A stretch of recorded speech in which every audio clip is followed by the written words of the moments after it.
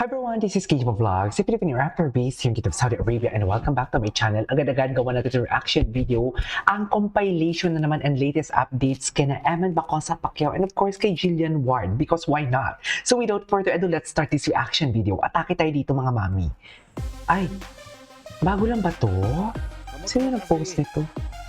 Ay, parang bago nga lang.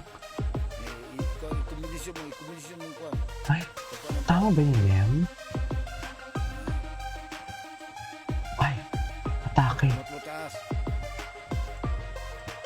Okay.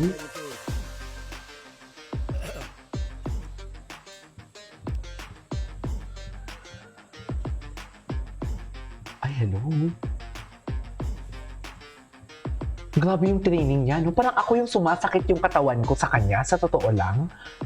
Ang lala ng training niya. Ang lala ng paghahanda niya talaga. Malakas ba yung kalaban niya? Ay. Bakit ito yung lumalabas? Anyways, ay, ito, may bago. Na-oy na rin to. Pacquiao, nagpapalakas ng panga para sa kanyang laban sa Pebrero Ay, ganyan pala magpalakas ng panga? Diyos ko, pati panga? Charik! Eman Bacosa Pacquiao, nagpapalakas ng panga para sa kanyang laban sa Pebrero 28, 2026. Tara, suportahan natin sa... Pati panga? Totoo ba? Atake! Ayan, dudut. Diyos ko, pati panga pala?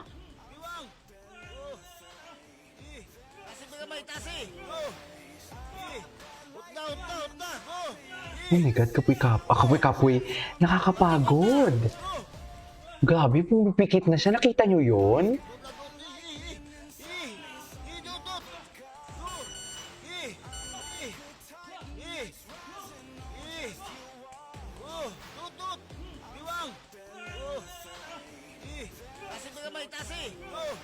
Nakapikit na siya, oh. Utda. Utda means putulin, right? Lo. Parang ako yung napapagod. Ay. Push and pull nga ba? Sa mga hindi nakakaalam, ang push and pull, ano ibig sabihin? Sa manipulation na some men or women ginagawa para to confuse someone with their intention. Iba na ginagawa ito sa defense mechanism pagka nare-reject sila or yes, gets. Nung una daw kasi, may JW sa bio ni Eman Bacosa. Pero binalik na, sir. Charing. Binalik na. At now, binalik niya yung JW. So, okay. Medyo makakonfuse ka dun sa isang tao na may gusto sa'yo. Malilito ka kung ano ba, gusto ba talaga itong tao na to or hindi. Kasi bakit gano'n? Tinanggal niya, binalik niya, tapos tinanggal niya, ano mo yun? Yung iba naman mga lalaki, ginagawa nila itong defense mechanism pag nire-reject sila. For example, it's a very genuine way na nire-reject sila ng isang babae. Sinabing babae, hindi ako na-attract talaga sa'yo. Tapos sasabihin ng ibang lalaki, actually, hindi naman talaga ako attracted sa'yo. So yung mga ganong klase ng lalaki, nagiging bitter sila, no? Parang insult nila yung babae na na-reject sila. So nakikita ko... Actually, I couldn't agree more. Ay, ano ang nangyayari? Ano yung analysis mo, sir? Bilang isang relationship enthusiast. Wow, relationship enthusiast. Dito sa nangyari, tinanggal niya, nilagay niya JW, niremove niya, tapos binalik ulit, no? So, nakikita ko Eman Bacosa dito is he is being a reactor based dun sa emotions, based dun sa pinapakita sa kanya ni Jillian Ward. Ito lang ma-advise sa mga lalaki, no? Kung ano talaga yung intention nyo, kung type nyo yung isang babae, sabihin nyo, no? Huwag magbabago yung decision nyo dahil naging iba yung desisyon ng babae. Pero pag hindi ko talaga gusto ng babae, hindi mo kailangan pilitin or wag mong pipilit yung sarili mo sa kanya. Huwag ka nang mag-push and pull kasi that's very support, no? Napaka-support na paraan oh my God. ng lalaki para oh my God! Which is most true. women na na-attract sa push and pull, they have very low self-worth. Diba? Nakikita mo na parang red flag yung lalaki, hindi alam kung ano talaga yung gusto niya, bakit na-attract ka pa. So, ibig sabihin, hindi mo alam yung value mo bilang isang babae o bilang... Yun lang din, sa push and pull niya. Hindi niya alam kung anong direction niya or walang direction. Yung pinaka-ma-advise ko dito sa mga lalaki yan. Pag gusto mo yung isang babae, like, sabi mo, girl, obvious naman type kita. Gusto ko tayong makilala ng lubusan. And if you are willing to get to know me more, let's go out. Let's be adult. Diba? Let's kain tayo sa Yes. labas. Get to know Kaso busy pa siya, sir eh. Busy pa siya. Anyway, so ano to? Ay, ano to? Bahagi ang kanyang pag-jogging. May nakaalalay na ngang convoy sa likod nito. Yeah. Yes. Ay, parang ako yung napapagod sa kanya, ma'am. Sa totoo lang. Ay, hello. What's next? Dito. Mayaman na talaga si Emma. Diyos ko, magkano yan? Mababa 1,000,000 dyan, isang kontrata. My God! Sarap maging mayaman. Charik.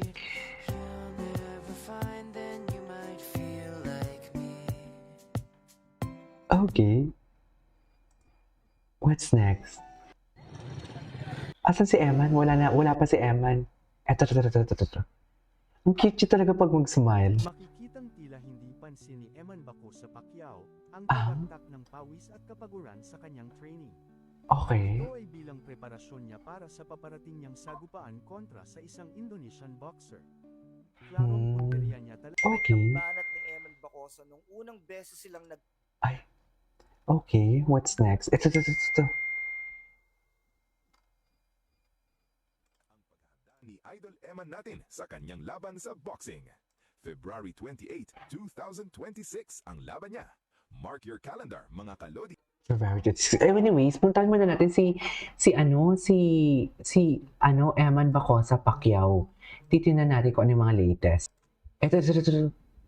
Ay, ito. May vlog siya.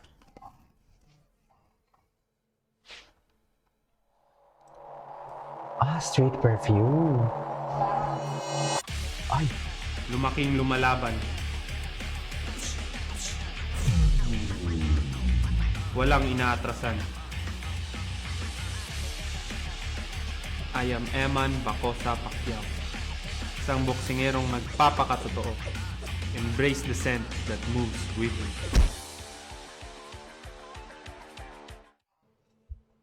okay.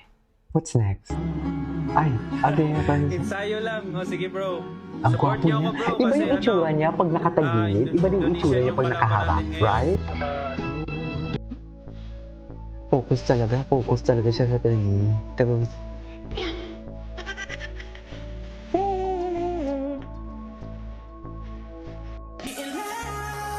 focus talaga siya. Ay, Hi mga best! ayan na.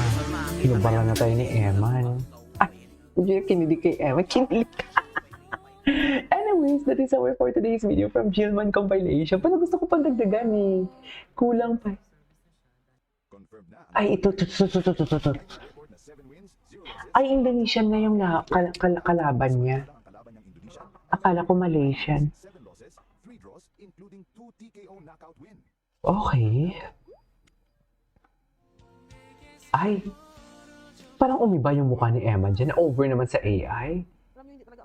Si Jillian Wards kaya, ano yung atake ni Jillian Wards? Tingnan natin si Jillian. Ito, may bago si Jillian. Ay, hello. Ganda, no? Maneho sa kubaw. Effort, ah. Effort sa editing. Oh, loko.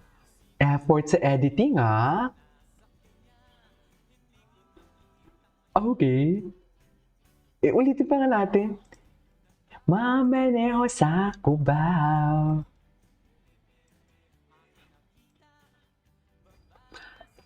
Gandang-ganda.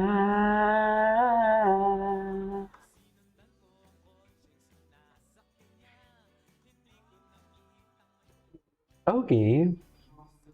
What's next? Ay, hello. Anyways, isunod natin to. This is Kitty Pop Vlogs and see you on my next vlog. Bye!